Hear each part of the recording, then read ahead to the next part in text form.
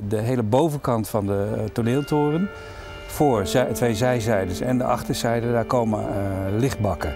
Op het moment dat de toneeltoren bijvoorbeeld blauw is aangelicht, dan weet je in de toekomst dat er binnenin cabaret te zien is. Of als de toren rood gekleurd is, dan is er binnenin toneel of dans te zien.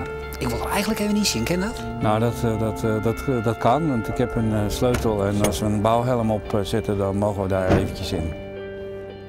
2 weken geleden wie ik op het Cultureel Kwartierfestival in Snits.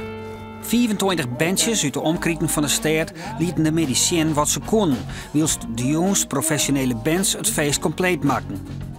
Snits en de naaie gemeente Zuidwest-Friesland hebben haar zaakjes zodat zien goed van elkaar.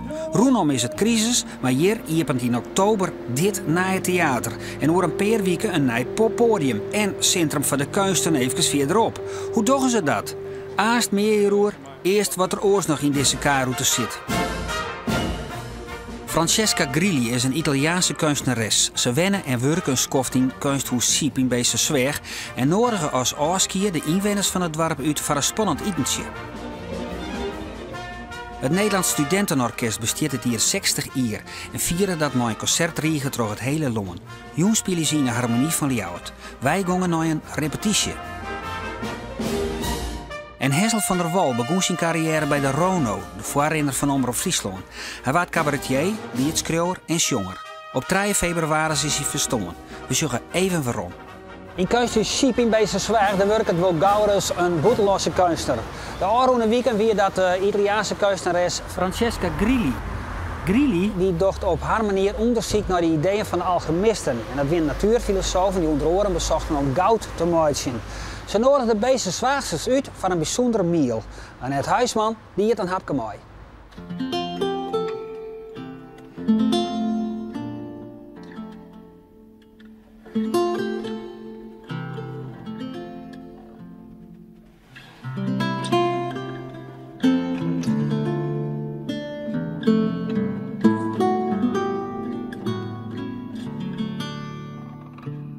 The people from the north of Holland are said to be down to earth. And you choose this place on earth to do your experiment. Actually, I need to bring things down to earth as a symbolic way, because we have to give back to the earth the gold we took out many years ago. So I think it fit. And of course, I'm a foreigner and they have to trust me, because I'm giving them some food, and when you eat something, it's about trust again.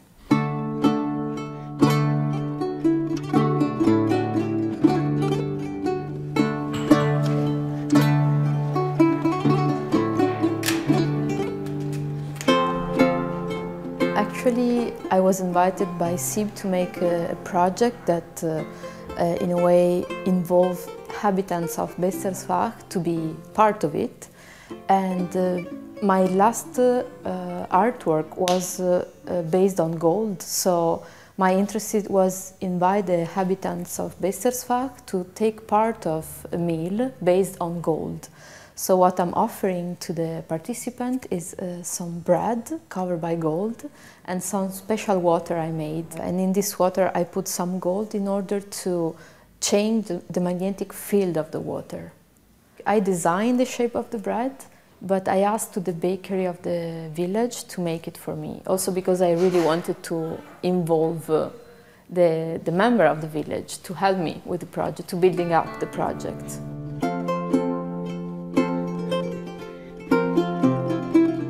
The aim of this project for me is to give back the gold to the earth through our bodies.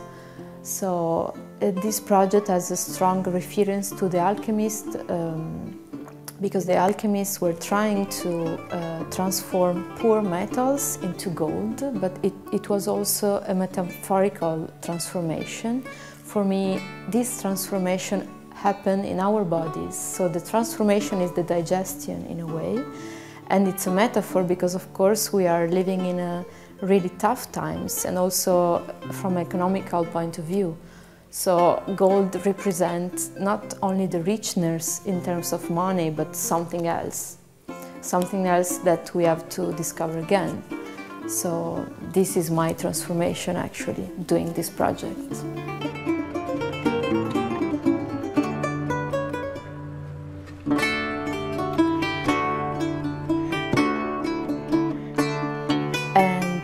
Actually, it's between a performance and an experiment because all the participants are invited to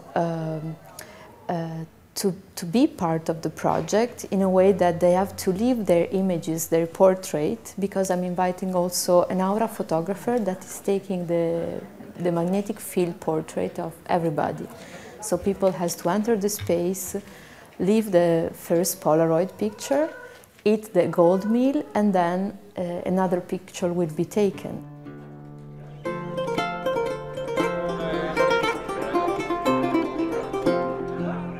And also it has, of course, a reference with my own culture, because I'm a Mediterranean. For me, everything is happening around the table, you know. And so I'm also giving a bit of my culture to the village. Hoe smaakt het? Nou, een beetje, ja, eigenlijk een beetje naar croissant, maar het viel wat in. Ja. Viel jou je oors nooit eten van goud? Nou, dat kan ik net echt zeggen. Maar de aurafoto wil je wel een beetje oors, dus wat dat betreft is er wel iets in mij verloren. Maar ik weet net al dat ik mijn oor eten geweest. Ja, zie je verschil? Ja. Ja? Wat zie je? De vorige Polaroid was helemaal geel en een beetje gelijk. En nu is veranderd. Dus je hebt het geel en groen aan de zijkant en boven is blauw geworden. Dus ik ben helemaal benieuwd. Hoeveel goud heb je gehad? 2. We just briefly had a look to all the aura picture, and of course some of us, they were really touched by the experience, and you can really see that the aura changed totally, another color, and some other people had just a small change. So it's really personal, because of course it's a personal experience. So. De eerste is paars. Ja, en de tweede is roze. Maar wat dat betekent, geen idee. Nevens de aura-specialisten activeert het goud het hartchakra. En dat zou dan de verhoring van kleur in het aura verklaren. If I see a good artwork, I'm touching here. I can feel an emotion in my chest, in my heart.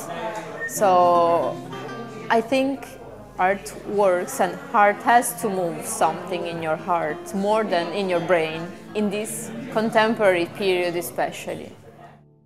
Ze binnen de laatste weken alle dagen aan het oefenen West, want ze bestaan 60 hier. En dat vieren ze mooi een concertrieke door het hele Loon. Het Nederlands Studentenorkest. En daarom staan ze uniek in de harmonie van Ljouwert. Het aardige is, er zit ik 3 Frieske fammen bij. Wij zochten erop bij een van de laatste repetities.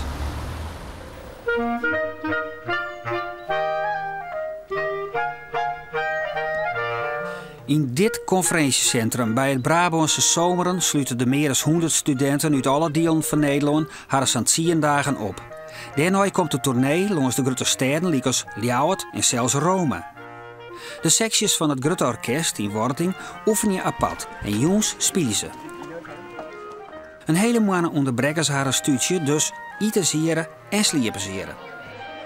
Gewoon studenten kunnen studeren net litten. Ik al het de muziek haar een helemaal in de besnijing. Elke nien het auditie dien en is toch een strenge selectie kwam.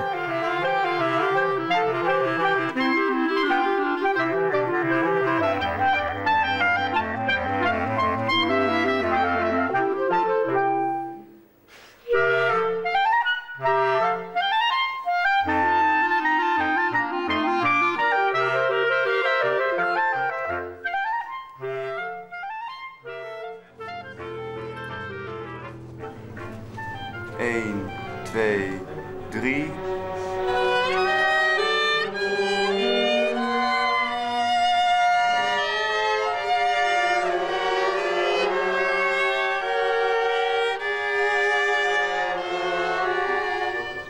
Wat een ellende. Ja, de sectierepetities zijn zwaar en het is ook We moeten met z'n allen dus kleine stukjes oefenen. Dus het is niet, denk ik, heel erg leuk om te horen. Maar het is heel erg belangrijk omdat we dan alle kleine stukjes die later allemaal bij elkaar moeten komen, apart oefenen. Gewoon met alleen het groepje wat dat speelt. En dat is soms niet zo leuk, maar het is heel nodig. En daardoor is het daarna juist weer heel leuk, omdat het dan veel beter wordt. Het ligt een beetje aan hoe je je stok vasthoudt. Hoe snel je die... Met Duits kan het wel echt niet, want dan moeten we zo. Oké.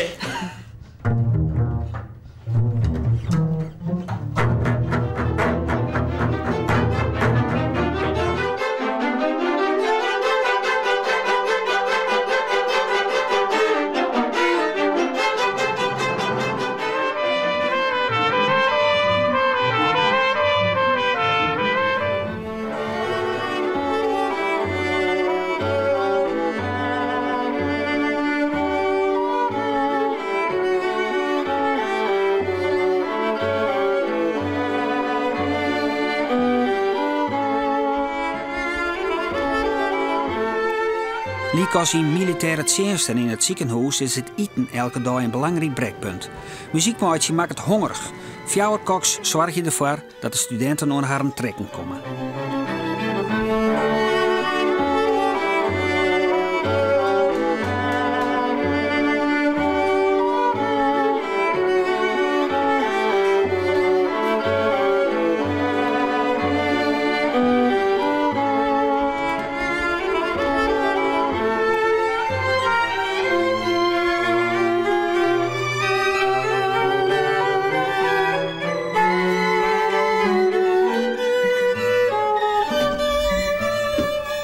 Dus hier sliepen je? Ja, we sliepen hier. We hebben een hele lange gong daar en ik sliep daar. Wat je? Dus, ja, zeker.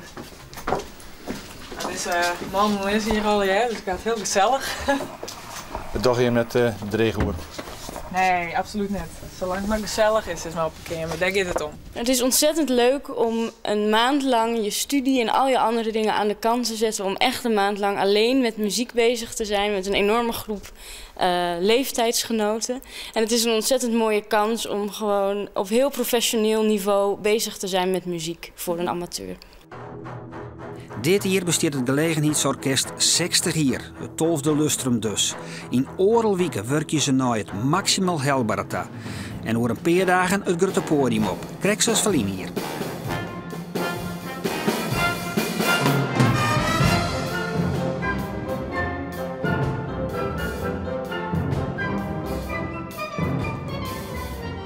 Tweede Zo bestaat in principe natuurlijk uit de beste amateurs van Nederland. Want het is het Nederlands Studentenorkest. Dus bij de auditie, ja, je moet gewoon hard voorbereiden. Je moet een paar fragmenten uit de stukken spelen. En een eigen stuk. En dan krijg je een week later, het is heel spannend. En een week later krijg je een brief. En als die dik is, dan zit er bladmuziek in. Dus ben je aangenomen. Anders krijg je een helaasbrief.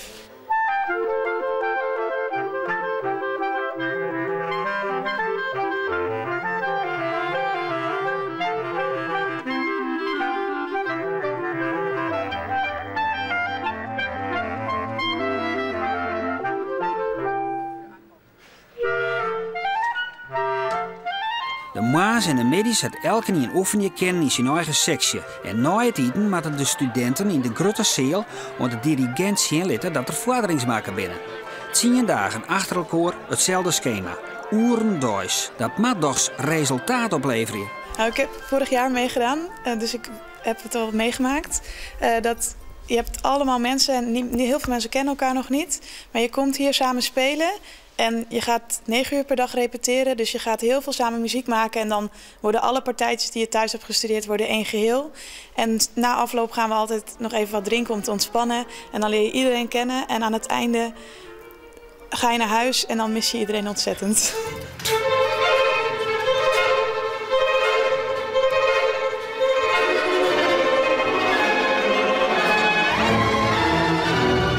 Dus nog verder. Dat je echt weet waar je naartoe gaat.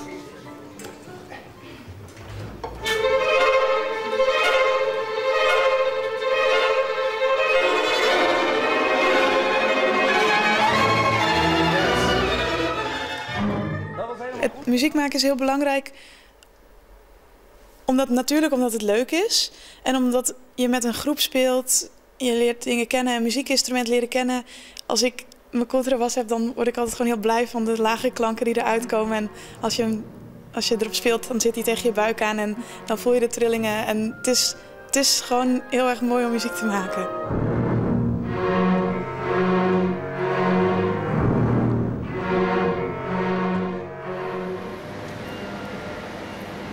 Nou, dit is dus de publieksfoyer. In oktober gaat het Nije Theater van Snits open. En nee, het loopt net in de verwachting dat er aans geen yield is voor de programmering.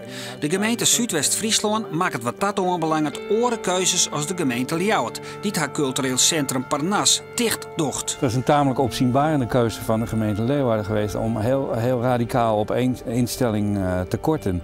En het mogen duidelijk zijn dat de gemeente Zuidwest-Friesland dat hier niet doet met een nieuw centrum voor de kunsten en een nieuw theater waar nu in geïnvesteerd wordt, wat nu gebouwd wordt en wat bijna klaar is. Hier zal het beginnen en uiteindelijk zal men in de zaal het heel mooi moeten gaan vinden. Hoeveel mensen kinderen in de zaal? 620. 620. Maar in eerste instantie moet dat natuurlijk zeker in de openingsperiode, ik zeg zelf, groots en meeslepend geprogrammeerd worden. Zodanig dat het voor iedereen toegankelijk is en dat er ook voor iedereen wat tussen zit. Wat denk je dan om? Nou ja, dat gaat van de bekende cabaretiers Joep van het Hek, Veldhuis en Kemp, Sarah Kroos, tot een grote opera, tot een mooie balletvoorstelling, maar dan wel niet een gecompliceerde dansvoorstelling, maar juist een hele mooie toegankelijk Zwanenmeer of dat soort voorstellingen. Dus we gaan in eerste instantie voor laagdrempelig programmeren.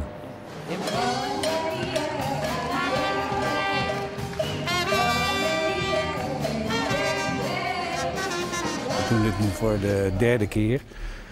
En nou, grappig is dat we staan nu alweer binnen. Vroeger was dit gewoon een doorloopje buiten in het slijk. Nou, inmiddels is dit Centrum voor de Kunsten ook bijna af en verbindt, ook letterlijk, middels dit atrium, het poppodium en het nu nog theatergedeelte. Ja, er gebeurt echt wat hier in Snits, hè? Ja, er worden grootste dingen verricht in Sneek. Ja. En nog geen enkel teken dat de crisis je hem dwars zit zelf?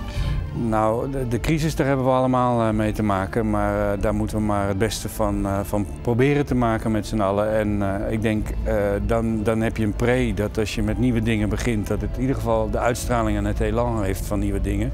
En hopelijk kunnen we daar ook de crisis deels mee bestrijden.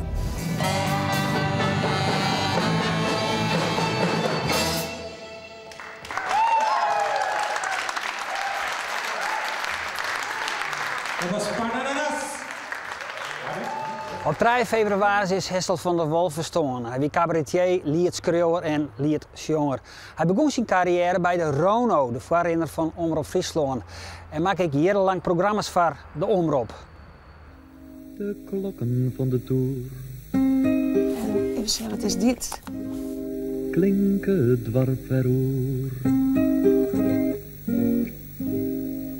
Wat is de zin? Wat we er zijn, is het een begin, is het de eind. Ik weet het net al je wat hij maken had, want op zo'n bon in 40 minuten. Er weer wel 20 zulke bonnen van Hessel. En de liedjes ben er al even uithellen, maar voor de toren weet ik net correct wat er al op staat vanzelfs. En daar leerde hem ik via de Omroep kennen? Ja. Ja, zeker bij de opnames. Daar wie ik dan ook wel vaak bij. Al Wierlien maken wij een reportage over Hessel van der Wal. Ik studeerde in Grains. Dat weer in 56 ben ik daar begonnen. En toen op een start kwam ik bij de radio te landen, bij de Rono. Alle soorten programma's, in harkspel, dat soort van dingen. En toen begon ik liedjes te schreeuwen en te zongen. Toen had ik een cabaretploeg opgericht in Grains. En dat roen heel goed. En daarna heb ik verschillende dingen die ik soloprogramma's maken. Ik heb spelen in toneelstukken, ik heb wat regisseerd. Ik heb een soort schreeuwen altijd voor oren, vooral van Fons Jansen. Ik zal even voorstellen, dit is mijn boerman Dijkstra. Dijkstra. Hessel van der Wal, hier in een film uit de jaren 70 van de provincie Taal, zocht in zijn werk liekwicht tussen zijn somberheid en de nochtieter hier aan het badje met taal. In zijn cabaret in de jaren 70 wie er soms veel maatschappij kritisch. En dat wie je wat nijs op het platteland. Maar hij maakt ook liedjes vriender op een eenvoudige en poëtische manier de dingen bezong die hem leven. Van stad naar dwarp, van dwarp naar stad, overal voel ik mijn breed, mijn bed. Hoera, we leven nog. Grutte Pier, oh, dat werd een heel leuk versje van hem, of dat is een heel leuk versje. En de dictators, want je Hessel hier hele leven mooie versjes over het landschap en over alles wat er in de Greithoeken, wat hij meestal houdt, gebeurde. Maar hij kon ook heel veel wijzen dat het ging om onrecht in de wereld. Dus hier heb ik vaak hele scherpe teksten en ik denk dat deze dictators, dat is feest aan in. Nou, daar komen ze dan. De Hollanders. De centrale overheid. De kerk. De macht. De wet. De taalmacht. Een man met een groot vermogen, een textueel vermogen, om versjes te schrijven. Ik uniek in het begin van het Friese experimentele theater. Want hij had in de jaren 60 is hij al met maatschappijkritisch, met experimenteel theater begonnen in Friesland. We willen die in een backup zetten. Maar ze begrepen dat niet tot de tijd van Tedman. Dan is gewoon een nog vlak stik. Nou, die had hij een verschrikkelijk wichtige rol in hand. Daar is er net altijd in verjaren. En dat had hem ook wel eens de west zitten. Maar dat het wel zijn kracht was en een grote verdienste. Nou is het de wereld om Friese lieden en versjes. Maar ja, doen we het echt wel belangrijk dat er meer materiaal kan. En zijn liedjes, dat zijn soms eigenlijk liedse schilderijkers. Scènes binnen het, beschrijvingen. Er stier eens een keer een auto aan de kant van de dik bij Mantgem en Weidem. Dat is al jaren. En die een dure auto, maar een dure man erin. En die dure man ziet agrieselijk de goal. Het kookjen. En ik dacht, ach heen. En daar heb ik toen een lied doorschreven. En dat die man, nou, hij kon er ook wel een einomaatje. En dat wou ik net hebben, dus dan liet ik me het eerste lied vinden. Tussen Mantgem en Weidem, aan de kant van de wei, zit een man in zijn wijn, wat voor oer heeft. Altijd een bin en twijfel je, dus daar krijg ik wel een hege kwaliteit. Dus altijd aan het filjen en altijd op kwaliteit, maar ik altijd. Je moet even slap zeuren kunnen, even een slokje en even een slag op het schouder en dat is het leven. Nou ja, daar heeft dan moeite mee. Zijn karakter, wie twijfel je, wie prakticeren en nou ja, daar maken de tekst van. Ja, nou, dat is zijn kunst. Dat is zijn kunst, zijn kwaliteit is gewoon in de diepte van het teksten. In de diepte van het theater. Maar ze is er nog een heleboel van Hessel. Maar ik toch even nog werven om. Die gewoon naar de boon, omdat ik net aan die ontkom. Het doel of terug de wijze del. Hessel van der Wal is 23 hier. Voor dezezelfde stenen roen ik op mijn klompjes om. Ik ben net meer dat jonkje dat aan het wetter dreemt. Maar het bloot al aan de bonen nog, die terug mijn hette streemt. Dit was de kaartroute voor deze week. Na een week dan hebben we 2 jonge Friese modeontwerpers. We hebben theater voor de schooljeugd over alcohol en drugs. En het Valentijnsconcert van de Bezuin uit Oertjerk met Iris Kroes. Bedankt voor het zien. En tot na een week.